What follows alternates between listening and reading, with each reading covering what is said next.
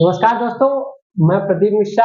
जैसा कि आप सभी जानते हैं, कल 1 जुलाई को 3 नए कानूनों को लागू किया गया है और इन 3 नए कानूनों की जानकारी अपने दर्शकों को बताने के लिए हम लगातार उनसे जुड़े वकीलों से बातचीत कर रहे हैं और उसी क्रम में आज हमारे बीच में उमेश जी हैं।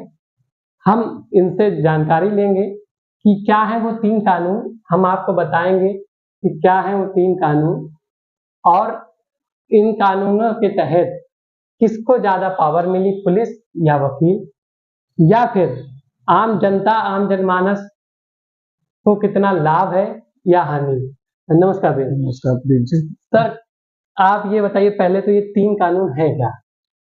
फिर मैं 3 कानून को समझने से पहले बेसिक चीज समझनी होगी कि कानून है क्या और कानून अपना काम कैसे करता है। जी। कानून में 3 चीजें आती हैं, पुलिस और न्यायपालिका और उसके बाद अधिवक्ता। तीनों को ही बैलेंस करने के लिए अलग अलग कानून है। कोर्ट कैसे काम करेगी उसके लिए एक अलग प्रक्रिया है। पुलिस उस कानून को इम्प्लीमेंट करने के लिए कैसे अपना काम करेगी उसके लिए एक अलग कानून है। और अधिवक्ता पुलिस और न्यायालय के साथ अपना काम कैसे करेगा उसके लिए अलग से प्रावधान है। और तीनों को ही अलग अलग प्रावधान के तहत अलग अलग कानून बनाएगी। जैसे अपराध के लिए जो पहले था आईपीसी, इंडियन पिनल कोड, भारतीय दंड संहिता। तो आज की तारीख में जो नए कानून बने हैं उसमें इनको नाम दिया गया है भारतीय न्याय संहिता, भारतीय न्याय संहिता बीएनएस 2023, जिसको हम लोग शॉर्टकट में बीएनएस बोलते हैं। और पहले हम लोग शॉर्टकट में इसको आईपीसी बोलते हैं। इसमें सारे अपराधों का पूरा व्याख्या दी गई है कि किस अपराध को किस कैटेगरी में डिवाइड किया जाए। दूसरी चीज ये तो हो गई अपराध की बात। अब विषय आता है कि पुलिस और न्यायपालिका उन अपराधों पे कार्रवाई कैसे होगी। तो उसके लिए भी पूरा का पूरा एक कानून है। कोई भी व्यक्ति न न्यायपालिका उन कानूनों से अलग जा सकती है और ना ही पुलिस या अधिवक्ता उन कानूनों से अलग जाके काम कर सकता है। उसको पहले हम लोग बोलते थे क्रिमिनल प्रोसीडिंग को सीआरपीसी। आज की तारीख में जो नए कानून बने हैं उसमें बोला गया है उसको भारतीय नागरिक सुरक्षा संहिता 2023, ये उसके तहत आता है। और तीसरा है पुलिस और अधिवक्ता न्यायपालिका के समक्ष जो साक्ष्य देंगे किसी भी अपराध के लिए, उसको बोलते हैं साक्ष्य अधिनियम। तो उसको यहाँ पर आज की तारीख में नाम दिया गया भारतीय साक्ष्य अधिनियम 2023।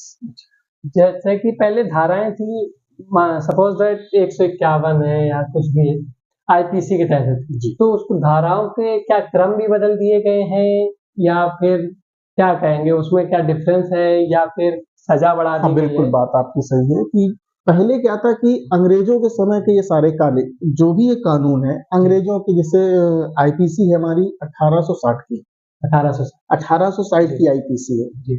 और आज हमने मतलब आजादी के इतने साल बाद भी क्या हम इतने लाचार है, जो उस समय की तात्कालिक परिस्थितियां थी उनके आधार पर तब ये कानून बनाए गए थे। और चूंकि उस समय अंग्रेजों की सत्ता थी, अंग्रेज अपने शासन करना चाहते, तो उन्होंने उन कानूनों को अपने हिसाब से और अपने लाभ के लिए बनाया था। भारतीयों के हित के लिए कभी नहीं कानून बना वो।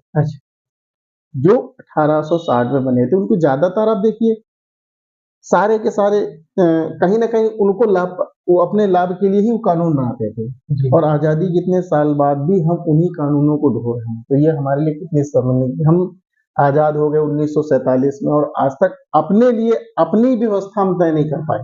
अच्छा, जिस तरीके से 3 नए कानून है, इसमें से कौन से ऐसी धारा है जो सबसे ज्यादा गंभीर धारा है? कानून में तो सबसे ज्यादा जो गंभीर धारा हमेशा से ही मानव वध रहा है, जिसको हत्या हम लोग बोलते हैं। उसके बाद महिलाओं में सबसे ज्यादा, महिला और बच्चों से सब के लिए वही महिला अपराध और बलात्कार टाइप के जो अपराध हैं, ये सबसे हीनियस का मतलब एक अपराध होता है जिससे एक व्यक्ति का, किसी व्यक्तिगत व्यक्ति का हानि या नुकसान होता है। लेकिन उसी में कुछ ऐसे अपराध होते हैं जिनसे व्यक्ति के साथ साथ समाज, राष्ट्र और एक बहुत बड़े वर्ग को प्रभावित करता है। उनमें से जैसे आज की तारीख में पॉक्सो एक्ट है, जो 12 साल के नाबालिग, इससे कम उम्र के नाबालिग बच्चों के साथ कुकृत्य और दुष्कर्म जैसी ये एक व्यक्ति के साथ घटित हुई घटना नहीं, ये पूरे विकृत मानसिक व्यक्तियों के द्वारा एक समाज के साथ पूरी कुत्सित, इसका प्रभाव बहुत दूर तक जाता है। तो जाहिर सी बात है कि ऐसे अपराधों के लिए अभी तक हमारी पुरानी आईपीसी में बहुत ज्यादा कठोर दंड की व्यवस्था नहीं थी। वहां पर तो ये था कि अधिकतम सजा दी जा सकती थी, बाकी सारी चीजें माननीय न्यायालय विवेकाधिकार में दे दिया गया कि भाई अब हमको लग रहा आज की तारीख में हमें सरकमस्टांसेस तय है कि ये चीजें हैं, तो हमको लग रहा है कि 5 साल की सजा दे दे पर्याप्त जी। लेकिन आज की तारीख में इसमें न्यूनतम सजा का भी प्रावधान बीएनएसएस में तय किया गया है कि न्यूनतम इतनी सजा रहेगी, इससे अधिकतम इतनी हो सकती है। अच्छा, इन सब कार्रवाई में क्या समय अभी निर्धारित किया गया है? अब की बार जो नए कानून लागू हुए, इन कानूनों तक सबसे अच्छी और बेहतर व्यवस्था जो की गई है कि हर काम के लिए एक समय सीमा फिक्स कर दी गई है। इसीलिए पहले हम लोग जो दंड संहिता कहते थे जी, आज की तारीख में इन चीजों को न्याय संहिता कहा गया है, क्योंकि दंड और न्याय जी दोनों बिल्कुल अलग चीज हैं जी। पहले चूंकि अंग्रेजों का शासन था तो उन्होंने अपनी व्यवस्था के हिसाब से पहले ही बताया कि अपनी व्यवस्था के लिए वो करते थे, तो वो भारतीयों को डराने के लिए दंड के रूप में दंडित करने के लिए, ताकि उसका दूरगामी परिणाम हो, तो दंड देने की से काम करते थे। आज न्याय की व्यवस्था कायम की जा रही है, उसके लिए कानून बनाए। ये जैसे नए 3 कानून आए, इसमें पुलिस किस तरीके से दुरुपयोग कर सकती है या पुलिस की पावर बढ़ गई है? क्योंकि आप देखते हैं कि समय-समय पे पुलिस पे कई आरोप लगते हैं। देखिए, कुछ चीजें ऐसी होती हैं, पुलिस अपना काम करती है जी, स्वाभाविक सी बात है। हम अगर कोई भी व्यक्ति पुलिस के पास एक प्रार्थना पत्र लेके जाता है तो पुलिस का काम है उस पर कार्रवाई करना, क्योंकि वो भी अपनी मर्जी से नहीं, वो भी कहीं ना कहीं इन्हीं प्रावधानों के तहत बंधी हुई है जी। यदि पुलिस कार्रवाई नहीं करती तो समाज में संदेश जाता है कि पुलिस काम नहीं करती है। और कहीं ना हाँ, कुछ चीजें हैं कि जब काम किया जाता है तो उसमें कहीं ना कहीं एक कहावत है कि घुन गेहूं के साथ घुन मिल जाता है, ये सच्चाई है। और लेकिन प्रयास यही किया जाता है पुलिस के द्वारा भी कि ज्यादा से ज्यादा हम बेहतर काम करके और निष्पक्ष जांच करके काम करें। अच्छा, अभी इन्हीं नए कानूनों के तहत अभी कानपुर बार एसोसिएशन ने हड़ताल पे हैं और शायद अभी भी हड़ताल पे हैं, तो वो क्या वजह रही? जेल में वर्तमान में जो कानपुर में स्ट्राइक चल रही है उसका विषय केवल जब से कमिश्नरेट लागू हुआ है, इसमें कुछ चीजें पुलिस की कुछ चीजें जो प्रैक्टिकली और व्यवहारिक रूप से संभव हो सकती थी लेकिन उनका पालन नहीं किया जा रहा है। जैसे अगर कोई व्यक्ति तो कोई भी चीज अगर बिगड़ी हुई या कहीं, तो तत्काल रूप से वो सही नहीं हो सकती है, उसको थोड़ा समय दिया जाना चाहिए। समय देते देते अगर उन चीजों को पालन नहीं हो रहा तो थोड़ा सा सख्ती की जाए, फिर उसके बाद और सख्ती की जाए, तो कहीं ना कहीं उस चीज का भी प्रावधान हो रहा। पुलिस कहीं ना कहीं उस चीज को भी लागू करना चाह रही है और कहीं ना कहीं हम अपने इस सामंजस्य को, चूंकि हम लोग पुराने ढर्रे के आदि हैं, तो उस नई व्यवस्था को अडॉप्ट नहीं कर पा रहे हैं।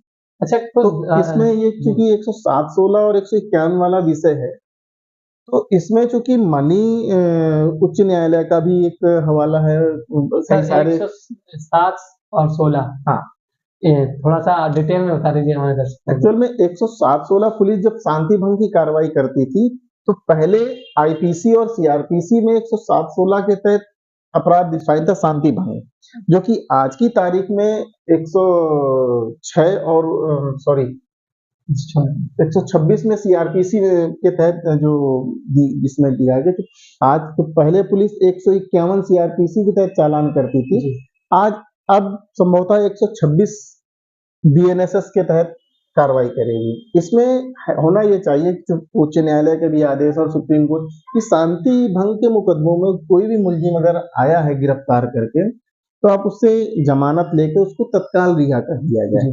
लेकिन पुलिस क्या करती है, इन छोटे छोटे मामलों में 2-2, 4-4, 6-6 दिन तो ये क्या जेल भेज देती है। ये कानून पहले से ही था कि अभी कुछ बदलाव हुआ? नहीं, ये कानून पहले से भी था 107-16-51 का। अच्छा, ये पहले से ही था कि शांति भंग के लिए मजिस्ट्रेट को पावर होती कि उससे व्यक्तिगत रूप से कुछ आर्थिक प्रावधान प्रतिबंध लगाए जाए, यदि आप ऐसा काम करोगे तो हम आपकी ये चीजें जब्त कर लेंगे। तो जाहिर सी बात है आदमी आर्थिक प्रतिबंधों पे थोड़ा सा दबाव पे रहता है, बिल्कुल। तो ताकि समाज में शांति व्यवस्था स्थापित की जा सके। लेकिन कहीं न कहीं उनका दुरुपयोग भी हो रहा है। जी। अगर आपको पावर दी गई है तो जाहिर सी बात है पुलिस कहीं न कहीं दुरुपयोग तो करती ही करती है। क्योंकि जिसको भी पावर दी जाएगी वो उसका अगर सदुपयोग करेगा तो उसका दुरुपयोग भी करेगा। ये एक सिक्के के दो पहलू तरीके तो हैं। हम क्या समझे कि पुलिस को पावर ज्यादा हो गई कि वकील को पावर नहीं, ज्यादा हो गई? अब ये तो डिपेंड करता है कि परिस्थितियां क्या हैं। परिस्थितियां क्या?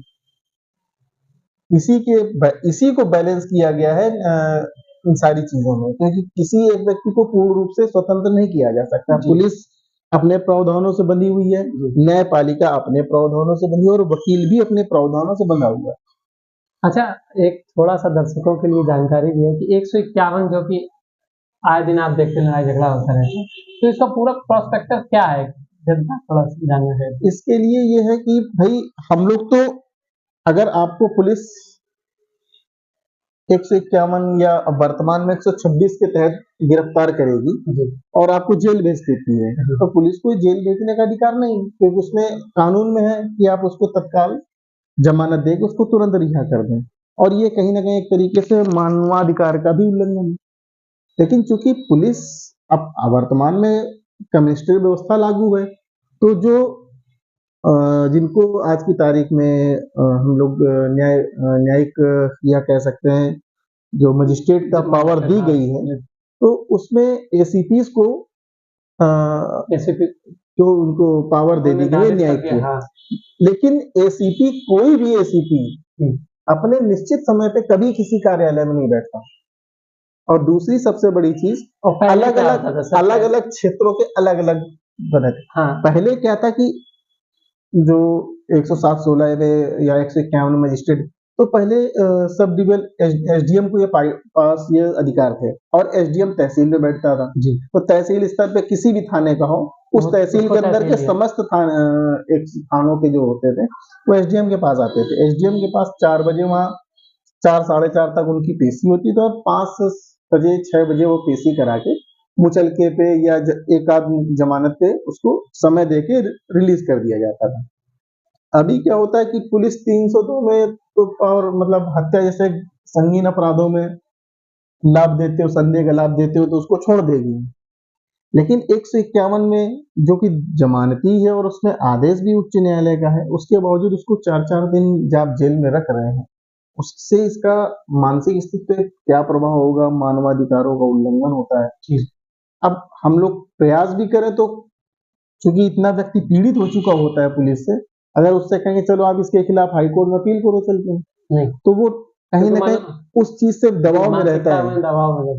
निश्चित रूप से वो दबाव में रहता है कि अगर हम इनके खिलाफ जाएंगे तो पुलिस से कोई लड़ना नहीं चाहता। आपने देखा होगा कि 100 में धोखाधड़ी के केसों में जिसको महिलाएं लगाती हैं, लड़कियां लगाती हैं, 100 में 50% मान लिया जाए तो फेक होते हैं, और उसके लिए अब और कड़ा कानून कर दिया गया है।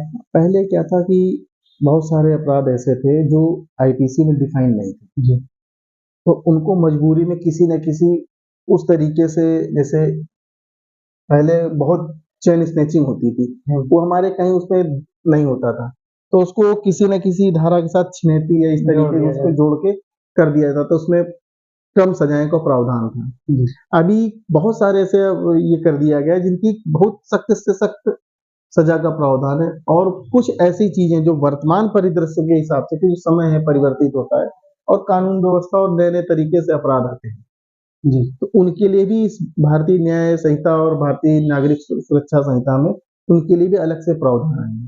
तो फाइनली क्या समझा जाए कि जनता के लिए ये नए कानून सही है कि कठोर हो गए हैं, कि समय के अनुसार पुलिस और कानून जनता को न्याय दिला पाएगी? अब इन नए कानूनों के तहत तो प्रयास यही किया गया कि अब ज्यादा से ज्यादा लोगों, आपकी पर्सनल क्या राय है? नहीं, व्यक्तिगत रूप से तो हमारी कोई राय नहीं हो सकती इसमें, क्योंकि सारी चीजें हम कोई सुप्रीम कोर्ट या उसके तो है नहीं, लेकिन ये है कि हमको एक प्रक्रिया के तहत काम करना है, और इस चीज को तय करने के लिए माननीय न्यायालय बैठा है कि कौन दोषी है कौन निर्दोष है। तो सारी चीजें बैलेंस्ड है और अच्छी चीजें हैं कि जैसे अभी तक आतंकवाद जैसा शब्द डिफाइन नहीं था। जी पहली बार भारतीय न्याय संहिता और के तहत आतंकवाद को परिभाषित किया गया। जी राजद्रोह को राजद्रोह को इसमें खत्म किया गया है, और लेकिन उससे संबंधित उसको दूसरी तरीके से देशद्रोह में क्योंकि पहले राजद्रोह होता था, तो अब राजा के प्रति कोई भी आप काम करेंगे तो वो राजद्रोह आता था। अब यहाँ पर राजतंत्र नहीं, लोकतंत्र है, तो लोकतंत्र में राजद्रोह का कोई मायने नहीं होता है। इसलिए राजद्रोह को खत्म करके राष्ट्रद्रोह के नाम पे उसको परिभाषित। अच्छा, हमारी जनता के लिए या दर्शकों के लिए कुछ संदेश देना चाहेंगे कि ये 3 जो धाराएं हैं जी, इनसे घबराना चाहिए क्या, या फिर ये हमारे हित के लिए है क्या?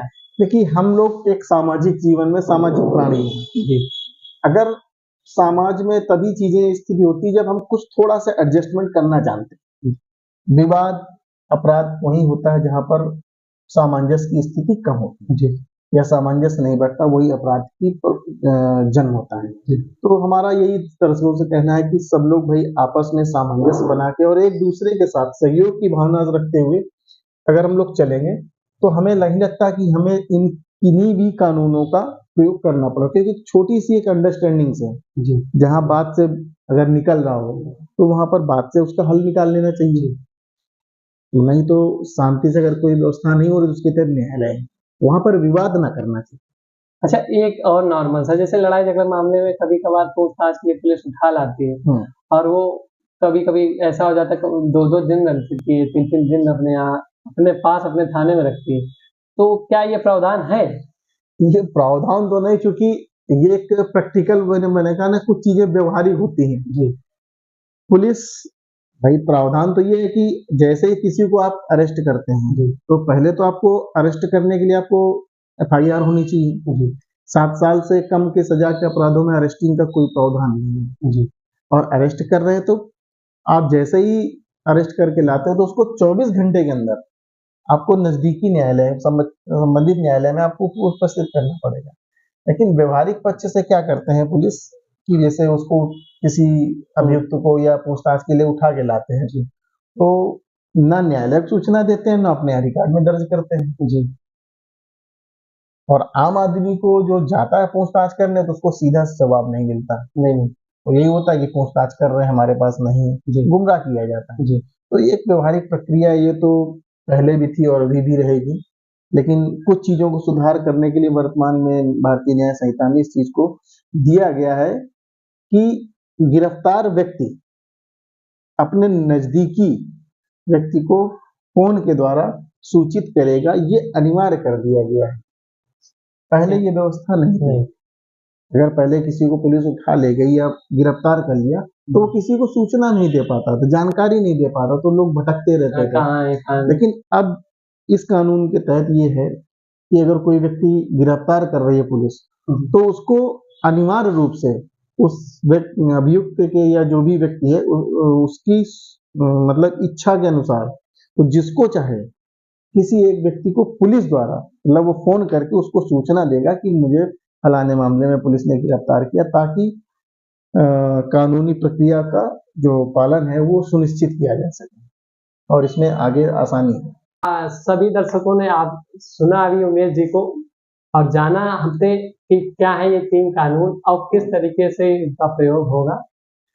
तो इसी के साथ हम विदा लेते हैं, लेकिन उमेश जी कुछ संदेश देना चाहेंगे क्या हमारे चैनल के माध्यम से? जी, मैं प्रदीप जी से तो काफी समय से परिचित हूँ और ये तो बड़े हर्ष का विषय है कि हमारे ये इनका अपना एक चैनल है MPD के नाम से, और ये लगातार इनके व्यूज में देखता रहता हूँ कि जो भी समाज में अपराध हो रहे हैं, जो भी इनके द्वारा न्यूज या वीडियोस अपलोड किए जाते हैं वो निश्चित रूप से कहीं ना कहीं सत्यता से पूर्ण होते हैं।